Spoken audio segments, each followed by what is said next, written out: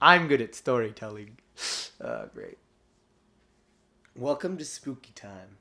It is October 30th for me. October 31st when I upload this. And I understand this might look different from the other videos. I usually dress up very nice and I sing, but not today. Today I'm going to tell you the spooky, scary stories of my family. My mother had quarrels with how I told them before, and she told me I missed a few. So, let's start from the beginning. My great-great-grandmother and my great-grandmother. So my great-great-grandparents owned land in Mexico. They're rich Spaniards and they wanted land in Mexico. So, they bought their land and there was a marketplace just a little ways from the land they had, and my great-great-grandmother decided that she wanted to go into the market to buy extra food. She decided to bring my great-grandmother, who was a baby at the time, in with her. She had carried her in her arms throughout.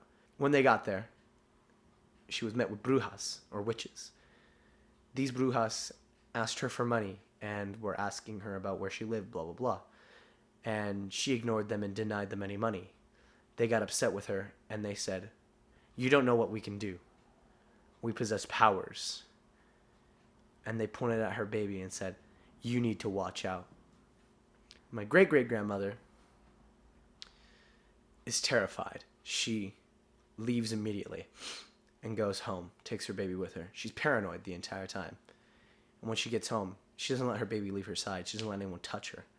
It starts to get late and she puts the baby in the crib right next to her bed. She falls asleep. Hours pass. And she wakes up to the sound of the baby screaming, blood-curdled cries. And she goes into a rampage. She checks the crib. She's not there. She runs around the house flipping things, throwing things, and she can't find my great-grandmother. And then she hears the crying from outside of her house. She sees my great-grandmother in a circle of rocks. She unlocks the door and runs outside. She picks up her baby and coddles her. She brings the baby back inside immediately. She checks all the doors and windows. Nothing's broken or unlocked. She is paranoid, but she knows that those brujas had something to do with it. She let it be. She went back to bed with her baby in her arms this time. But she didn't sleep that night. She didn't sleep well the entire week. And eventually she had to go back to the market. And when she did, she met the brujas again. And they said to her, while cackling, "Did you find her?"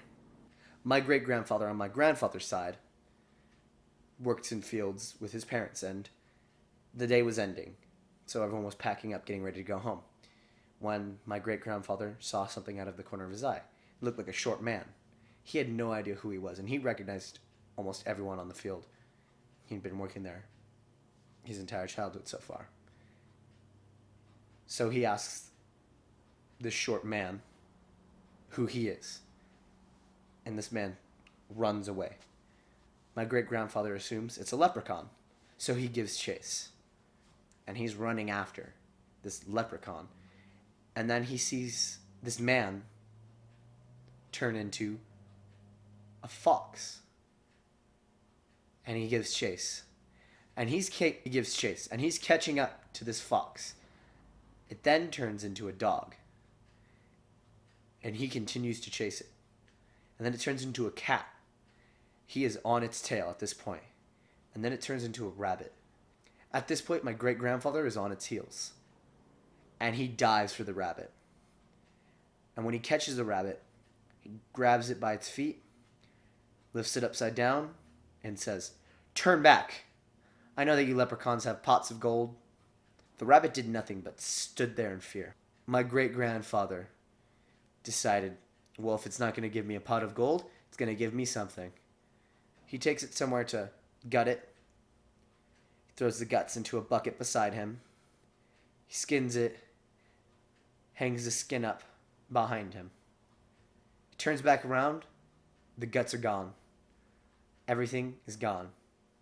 He turns back around to see if the pellet's still there, and it's not. The skin is gone. Everything's disappeared except for the blood on his hands. My great-grandmother and great-grandfather are teenagers, and they know about a secret makeout spot. It's in an abandoned house. They decided that they wanted to go there one late night and make out, have fun. When they got there, they did their normal business and started undressing, making out. My great-grandfather looks up from my great-grandmother into the window. He felt that he was being watched, but there was no way. He was on the second story. But there it was, an ugly, distorted face staring back at him. Its eyes were dead and white, its lips agaped, its tongue hanging on its lip, its teeth rotted yellow. My great-grandfather looks to my great-grandmother and just says, "Run." My great-grandmother said that my great-grandfather was paler than a piece of paper, so she did not dare look back. But my great-grandfather didn't care. He just ran. He left my great-grandmother behind. She asked him later that night what he saw, and he could not explain it. He was still rattled. My great-grandfather and his friends one night decided to go out, wanted to swim in a water basin. And this was a normal occurrence for the boys. They'd go out all the time, have fun like that. But that night was different. See, when they got there, they checked, and there was no one around. It was normal. It was probably 1 a.m. So they go in, they have fun, they're swimming, racing, yelling. And there's nothing crazy, nothing different when suddenly one of the boys spots a woman from afar, and she is curvaceous, and she has long dark hair. She looks gorgeous. And he tells all the other guys, "Hey, look, there's a naked lady over there." And they're all gawking and making jokes, and they all start egging on this boy, the one who spotted her, to go and talk to her. He's reluctant at first, but due to all the peer pressure, he decides to go. When he does, he regrets that decision. He taps on her shoulder. She turns around and he faints. All the other boys turn, running. The fear in their eyes, their faces, screaming, crying. She turned around with a neigh. There's no hair on her face. Her eyes are dark and wide, and her nostrils are flared. The boys left the other young man who fainted, and later that night came back to find him sitting there in fear, curled in a ball, crying, "You guys left me." They didn't hang out much after that. Later in my great-grandparents' lives, after they had my grandfather and his sisters, they were driving down Jensen Avenue. They're driving normally down Jensen Avenue, trying to get home, when suddenly my great-grandfather sees a woman run out into the middle of the street, and he dodges her with the car. His wife says, "Jesus Christ, did you see that cat?" My grandfather looks confused at her. What are you talking about? That was an old woman." And she argues very strongly that she saw a cat. So they turn around to talk to my grandfather and his two sisters. My grandfather says that he saw a cat. And so did the sisters. Ugh. And so did his sisters. My grandfather was the only one that saw the old lady. Grandpa. Now it's my grandfather's turn. My grandpa Larry. He's seen a lot in his life. He's dealt with a lot in his life. It was a long night, and he's driving home when his car breaks down on Jensen Avenue. And he's trying to get home. My grandfather starts walking home, and it's normal at first. There's nothing different. There's nothing wrong. But he feels something weird, like there's an extra presence. But he ignores it. It's nothing. But as time goes along, he feels someone watching him. And this feeling gets stronger and stronger the longer he walks. And eventually, he starts hearing the swish of jeans right behind him. And he calls out, and he says, "Who the fuck is that?" No answer. The walking stopped. So he keeps walking. He assumes he scared off whoever it was. But he hears the walking start up again as soon as he starts walking. He stops walking, and it stops walking. He just thinks it must be my mind playing tricks on me. So he goes on his way.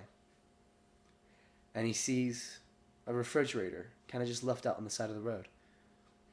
He doesn't pay much attention to it. There's nothing about it. Junk gets left on the road all the time. But as he passes it, he suddenly hears it get shoved over. Not a soft shove. It was shoved hard to the ground. And he started to run.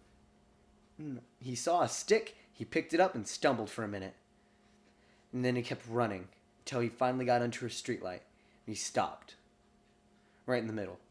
Trying to see anything anywhere.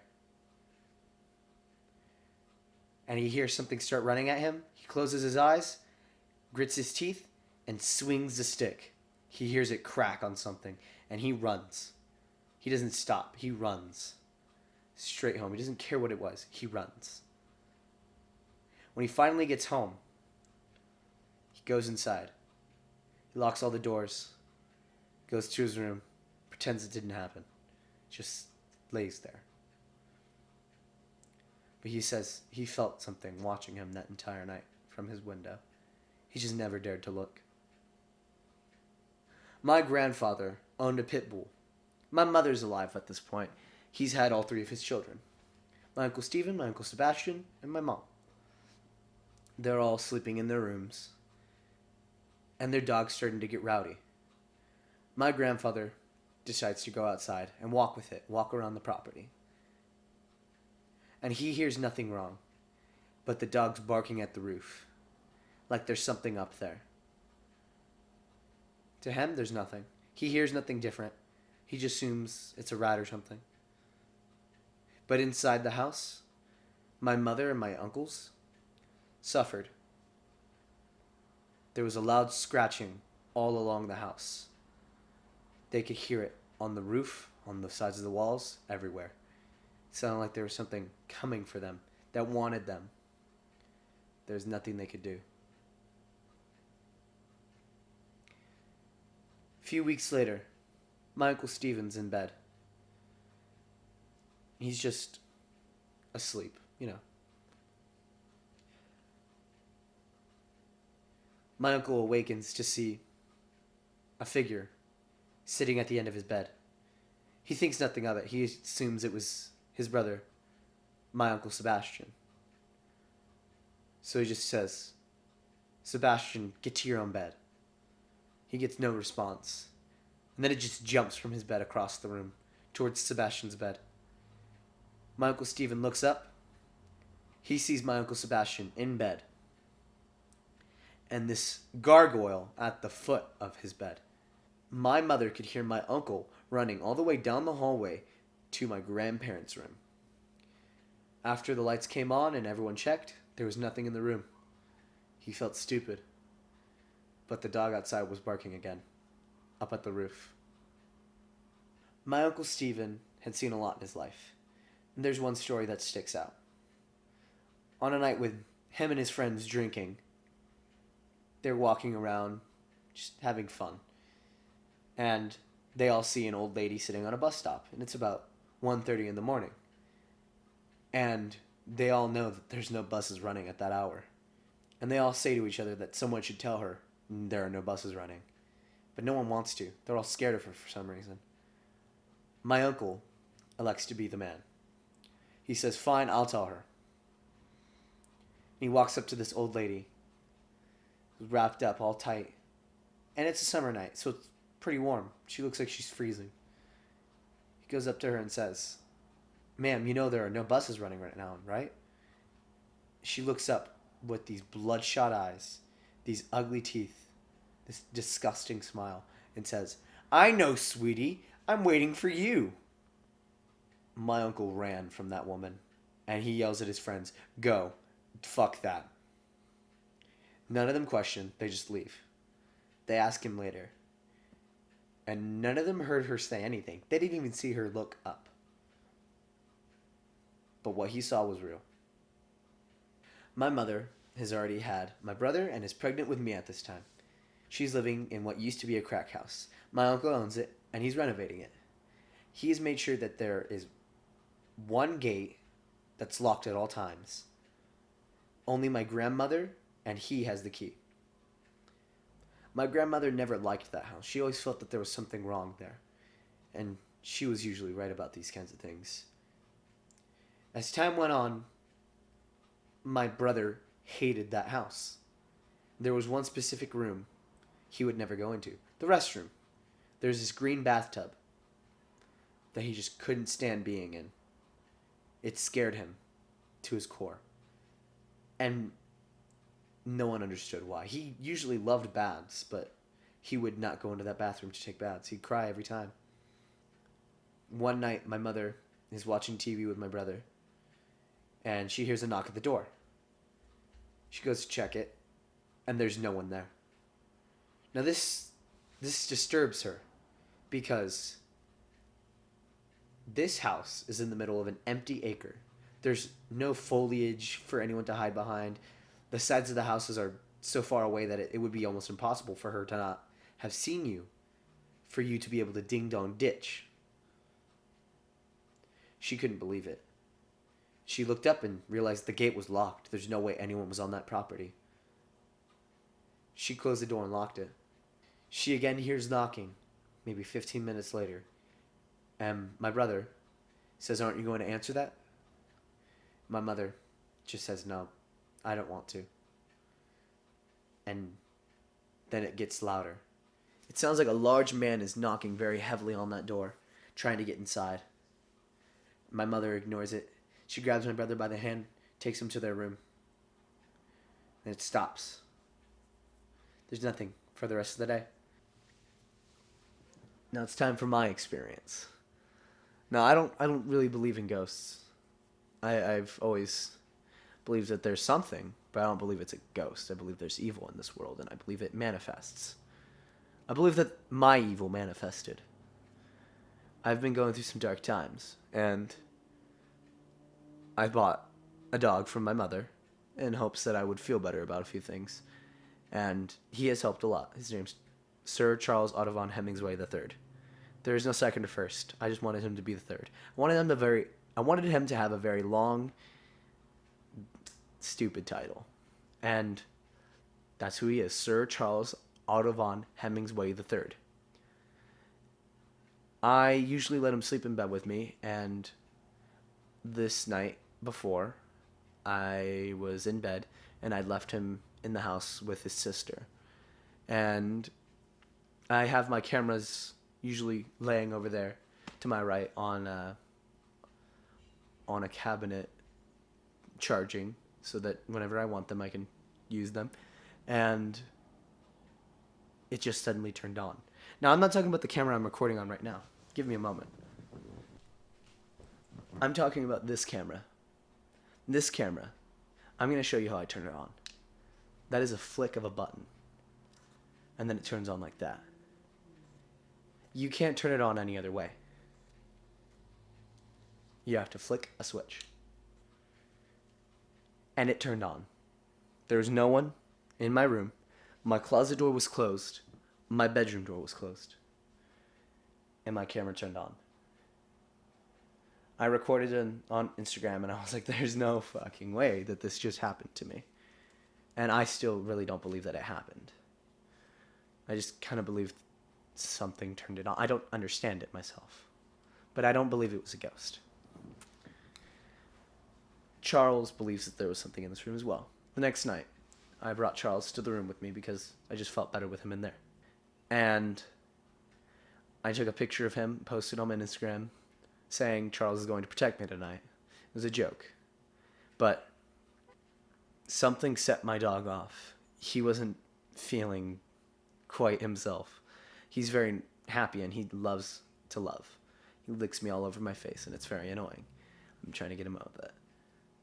He was very defensive. And I just turned over and I was ready to fall asleep when he starts barking in the same corner where my camera sat the night before. Now, I don't believe that there's a ghost, because nothing's happened since. I haven't had anything fly across the room, blah, blah, blah. I believe that my darkness, my evil manifested, and my dog could sense it. But it came into another being. It felt distant from myself because I don't feel myself when I'm in such a mood. So I feel that my dog sensed the evil. Now, for now, I'm fine, and I don't have any ghost chilling in my room, so I'm big chill. But I'll inform you guys if anything ever should happen again. Okay, that was it. That was my Halloween special. Hope you enjoyed, and I would love to do more kind of chill, laid back things like this, but I don't really think they're enjoyable unless I have someone else here. So maybe next time I'll do a Talks and Ties with Zachary, or Connor or Aaron or someone. You guys will see. It'll be funny, hopefully. I hope I'm not just talking very monotonely into a microphone. Haha, I hit the mic. Oof, that doesn't look good. Well, good night, and happy Halloween.